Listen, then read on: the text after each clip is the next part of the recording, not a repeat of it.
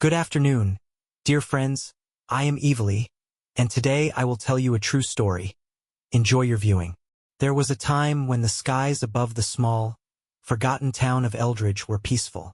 The residents went about their quiet lives, oblivious to the forces of the universe that surrounded them. But all that changed the night the angel fell. It began with an earthquake.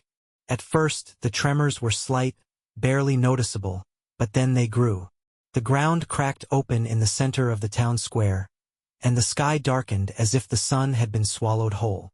People ran to their windows, their faces frozen in terror as an unnatural storm raged above. And then they saw it. A figure, silhouetted against the swirling clouds. A being with wings, stretched wide, each feather glistening with an eerie, unearthly light.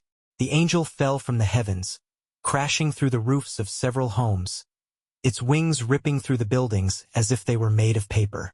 The angel landed with a thunderous impact in the heart of Eldridge, sending shockwaves through the entire town. The first to approach the fallen figure was Thomas, the town's sheriff. He had heard the stories of fallen angels from his grandfather, stories that had haunted his childhood. But he had always dismissed them as nothing more than legends. Now, standing before the blackened form of the fallen angel, he knew better. The angel's once pristine wings were now twisted and scorched, as though it had been cast out of heaven in disgrace. Its once radiant face was now a mask of rage and despair, its eyes burning with an intensity that felt like a physical presence, digging into the soul. The air around it grew cold, a suffocating chill that seemed to freeze the very life from the world. "Is it dead?" Thomas whispered, fear clawing at his throat. But then the angel moved. Slowly, painfully, it rose to its feet, its broken wings folding against its back. It opened its mouth, but the sound that emerged was not a voice. It was a growl, a low, guttural noise that echoed through the empty streets. Thomas took a step back, his heart pounding in his chest. "Not dead. Not dead," the angel hissed, its voice crackling like burning embers. It looked at him, and Thomas felt the weight of its gaze as though it was tearing through him. This was no celestial being of grace. This was something twisted, something dark and angry, a being filled with hatred for the very world it had once served. The angel stretched out its wings, the jagged feathers scraping against the ground, and then it spoke again, though this time its words were laced with a bitterness that sent chills down Thomas's spine. "They cast me out," it snarled, "but I will return. I will burn this world to ash." Before Thomas could react, the ground beneath him seemed to open up. The air thickened with an overwhelming pressure, and he was pulled to his knees, gasping for breath as the very earth seemed to suffocate him. The sky cracked open, and flashes of white-hot light filled the air. The angel's eyes gleamed with malice. Over the next few days, the town of Eldridge began to change. People spoke of strange occurrences. Shadows moving in the corners of their vision, whispers in the night that grew louder and more insistent, and strange figures standing just out of reach, watching them with burning eyes. It was as though the fabric of reality itself had started to unravel. One by one, the townspeople began to disappear. At first, they thought it was nothing more than a coincidence, people running off in fear of the storm that had brought the angel. But then the nightmares began. People would wake up in the middle of the night, drenched in sweat, their hearts pounding in their chests, hearing the whispers of the fallen angel in their minds. "I'm coming for you," the voice would say. "You are mine." The phenomenon was not limited to Eldridge alone. Nearby towns reported similar events. Strange weather, shadows stalking the streets, the feeling of being watched. And then, as suddenly as it had appeared, the angel was gone. But it wasn't truly gone. Weeks passed, and the terror slowly faded from the town. People went back to their daily lives, even though the fear still lingered. They couldn't shake the feeling that something was watching them, waiting. Some of them returned to their homes, but others left, unable to shake the feeling that the angel's wrath had not yet been satisfied. But then, late one evening, an old woman named Margaret heard a knock on her door. She opened it cautiously, half expecting to see one of her neighbors, but there was no one there. Just the empty street, lit by the pale glow of the streetlights. She was about to close the door when something caught her eye. A shadow moving in the alleyway across the street. It was too fast, too unnatural. Margaret's heart began to race, but she couldn't pull herself away from the door. The shadow moved again, this time crossing the street in one smooth, fluid motion, its shape shifting, becoming something more, something monstrous. The air grew colder, and the ground began to tremble. From the corner of her eye, Margaret could see something that made her blood run cold. Standing there in the middle of the street was the angel. Its wings were fully extended, their once beautiful feathers now twisted and blackened, a grotesque display of its fall from grace. Margaret's breath caught in her throat. She wanted to scream, but the words refused to leave her lips. The angel took a step forward, and the earth cracked beneath it. The sound was deafening, like thunder crashing down from the heavens. Then, with a snap of its fingers, the streetlights flickered out, plunging the town into darkness. Margaret's heart thudded painfully in her chest, and the air around her grew thick with fear. The angel's eyes locked onto hers. For a moment it said nothing. The coldness in its gaze seemed to reach into her very soul. "You cannot escape," it whispered. "None of you can." As the days grew darker, Eldridge became more and more isolated. People disappeared without a trace. Some were found, twisted and mangled beyond recognition, their bodies contorted into unnatural shapes, as though they had been tormented by some unseen force. Others were simply gone, leaving behind nothing but empty homes and the faint smell of decay. There was no escape from the fallen one. No one was safe.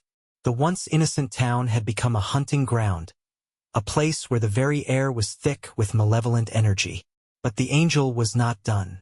It had begun to gather power, feeding off the fear and despair of those who had fallen victim to it. It was growing stronger with each passing day. And it wasn't alone. In the quiet of the night, as the last remnants of Eldridge's residents huddled in fear, a new force began to stir. Far above the town, in the heavenly realms, a group of angels had taken notice of the fallen one's destruction. They could not allow such darkness to spread across the earth. They had to stop it before it was too late. But the angel that had fallen from grace was not easily defeated. As the days stretched into weeks, the remaining residents of Eldridge found themselves trapped in a nightmare with no end. They dared not leave their homes, for the angel's presence was ever looming, stalking the shadows and feeding on their terror. A dread, palpable and suffocating, spread through the town. The once bustling streets were now empty, save for the occasional dark shape flickering in the corner of their vision.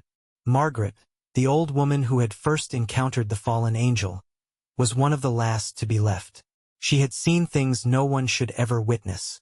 Doors would slam shut on their own, windows would shatter without cause, and whispers filled the air, murmuring her name in voices she knew were not human. Every night, the cold would grow more intense. The chill would settle deep in her bones as though her very soul was being frozen. But worst of all were the sounds. The scratching at her door, the rustling in her walls, the feeling of something just behind her. And yet she stayed. Not because she was brave, but because there was nowhere else to go. The world outside had become a vast, empty wasteland, consumed by the angel's rage. Then, one fateful evening, a light appeared in the sky. It was faint at first, barely visible against the backdrop of the endless storm clouds that had settled over the town. But it grew brighter with every passing minute, and Margaret could feel it. A strange warmth, a glimmer of hope.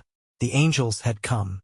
The first to arrive was the commander, a towering figure with wings of pure silver, his form radiant with divine light. Behind him, more angels descended, their wings shimmering in the gloom, each one carrying a weapon forged in the heavenly realms. Their presence was a stark contrast to the suffocating darkness that enveloped the town. The fallen angel, sensing their arrival, let out a bone-chilling screech that reverberated through the streets. It stood in the town square, its twisted form now a grotesque mockery of its former beauty. The sky above darkened further, swirling with an unnatural tempest, while the ground trembled beneath their feet. You think you can stop me? The fallen angel rasped, its voice echoing with an unnatural power. I am beyond your reach. You cannot save this wretched place. The commander stepped forward, his eyes filled with both sorrow and determination. You were once one of us, he said, his voice a calm contrast to the chaos around them. But you turned away from the light. Now you will face the consequences. The fallen angel sneered, its broken wings unfurling. The light abandoned me, it spat. I will burn everything to ash, and there will be no salvation for anyone. With that, the battle began. The sky crackled with energy as the angels clashed with the fallen one. The air was filled with the sound of ethereal swords cutting through the storm, each strike causing the very ground to quake beneath their feet. The fallen angel moved with terrifying speed, its wings slashing through the air, sending gusts of wind that tore through the buildings around them. The very essence of despair seemed to emanate from its being, infecting the surroundings with an oppressive weight. Margaret watched from her window, her breath caught in her throat. She could feel the tension, the raw power of the celestial forces at war. It was as if the very fabric of reality was being torn apart by their struggle. The commander's sword, a blade of pure light, cut through the darkness, striking the fallen angel's twisted wings. The angel shrieked in fury, its form writhing and contorting as it unleashed a wave of dark energy, a blast so powerful that the ground cracked and split. Buildings crumbled to dust, and the very air seemed to twist with unnatural force. For a moment, it seemed as though the angels might prevail. The fallen one faltered, its dark energy weakening. But then, something unexpected happened. The fallen angel's eyes gleamed with a malevolent joy. You think I am alone? It laughed, its voice rising into a maddened crescendo. At that moment, the skies darkened even further, and the heavens trembled. The angels, sensing the shift, turned in horror. The fallen angel had called upon something far worse than itself. From the depths of the earth, from beyond the fabric of existence itself, other beings began to rise. Their forms were grotesque, monstrous creations, twisted and deformed. They were the fallen angel's disciples, those who had followed it into the darkness. With their grotesque forms, broken wings, and burning eyes, they emerged from the shadows, their malicious presence overwhelming. The commander's face paled. No, this cannot be. The battle intensified. The once divine light of the angels was now swallowed by the darkness, their radiant weapons flickering under the weight of the corrupted forces that surrounded them. The disciples of the fallen angel attacked in waves, overwhelming the celestial warriors. Each strike was met with resistance, but it wasn't enough. The light faltered, and the shadows crept in. Margaret's heart pounded in her chest. The struggle raged on outside her door, the celestial warriors fighting with all their might against the nightmarish hordes. She could hear the clashes of swords, the screams of angels, and the shrieks of the corrupted. The sound of battle filled the air, but there was no victory in sight. As the days wore on, the town of Eldridge became a war zone, its streets littered with the bodies of fallen angels. The once beautiful buildings were now ruins, shattered by the forces of darkness. The sky remained perpetually clouded, the storm never ceasing, as if the heavens themselves were mourning the loss of their warriors. In the chaos, Margaret was not alone. The few remaining survivors, those too terrified to leave, huddled in the basements of their homes, praying that the terror would end. But it didn't. The fallen one's power grew stronger with each passing moment, and the light of the angels faded with each defeat. The commander, exhausted and battered, called upon the last of his strength. This is not the end, he whispered to himself, his wings tattered and broken. We will fight until the light returns. But it was too late. The fallen angel, now a being of unimaginable power, stood at the center of the town. Its eyes burned with the intensity of 1,000 suns. Its wings spread wide, blotting out what little light remained. The darkness had consumed Eldridge, and soon it would spread across the world. The fallen angel raised its arms to the heavens, its voice filled with both victory and despair. I have won. There is no salvation. This world is mine. And as the final blow was struck, the world seemed to tremble, a deep, terrible rumble that shook the heavens and the earth. Eldridge, once a quiet, peaceful town, had become a twisted monument to the fallen angel's vengeance. As the survivors whispered of the last battle, the battle between light and darkness, they knew one truth: there was no escaping the fallen one. The world would burn, and nothing would be left but the echoes of terror, the whispers of a fallen angel, and the shadow of a wrath that could never be undone. Thank you for watching. Support me with a like and a subscribe. Thank you. See you in another video. Bye.